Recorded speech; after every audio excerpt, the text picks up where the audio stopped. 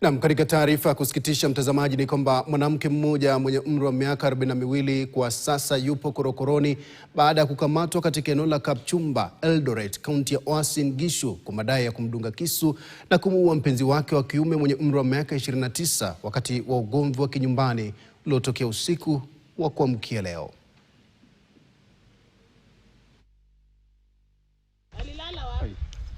Tukio hilo la kusikitisha linaripotiwa kusababishwa na mzozo mkali kuhusu blanketi ambao ulizidi haraka na kugeuka kuwa shambulizi la kuua baada ya kile kilichoanza kama mabishano ya maneno na kubadilika kuwa vurugu.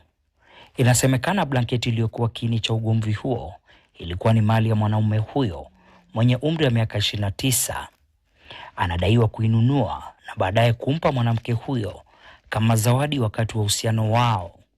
Ni wakati huo ndipo makabiliano yalipogeuka na kuwa fujo na mwanamke huyo kudaiwa kuchukua kisu na kumdunga na kumuua. Chanzo cha kifo ya huyo boyfriend, walizozania blanketi. Alikuwa anataka kuchukua blanketi yake na hivyo ndio vile alikutana na mauti yake pamoja, lakini tumewaona wakitembea pamoja kwa muda wa mimi ni mwaka mmoja nikiwaona. Akiona my brother anampoint kwa ukali, ananoa panga na kusema hii ni yake, mpaka unaona alichonga huku akimaanisha vile atamchonga. Jana ndio dada yangu huyu akakuja akaniamsha, unalala na huko Salome ameua kwa Salome wanauana. Sasa ikabidi niamke nivae manguo tuongee na huyu kunielezea kidogo. Ninaona gari ya polisi ndio huyu na polisi na askari pamoja naye. Wakazi wa Kapchumba waliojua wawili hao wamesema kwamba mwanamke huyo ni mtu mwenye historia ya vurugu. Wanasema mwizi. Sasa tukajua ama kuna mwizi aliingia hapo ama ni kunywa pombe anachokoza, hata anachokoza huyo ndugu yake sana. Hata ndugu yake ndiye alikuwa anamtafuta. Akitoka tuko anatafuta huyo Jona, huyo mwenye amekuwa pale. Hata alikuwa anasema nitamkata Jona, nitamkata. Tuliamshwa jana usiku na friends wa Baharini police station, tukiambiwa wa sister amemuua mtu, ndio tukakuja kuthibitisha.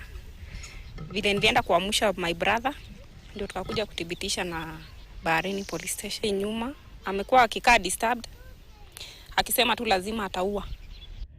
Polisi wameanzisha uchunguzi wa kina kuhusu swala hilo ili kubaini mazingira halisi yaliyosababisha kifo cha mwanaume huyo. Ndio mama aweza kudunga kisu huyo bwana wake, na kwa bahati mbaya aliweza kufariki na mwili ukapelekwa katika hifadhi za maiti katika MTRH, na vile vile huyo mama ambaye alidunga bwana wake pia ameshikwa. She was booked, rearrested, and now we want to process the scene from their house and exactly. So there is no cause of alarm. It's just to process and to file in court.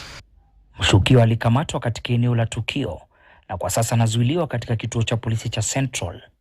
Mamlaka zinasema ataendelea kuzuiliwa wakati wa uchunguzi huku mashtaka dhidi yake yakifunguliwa.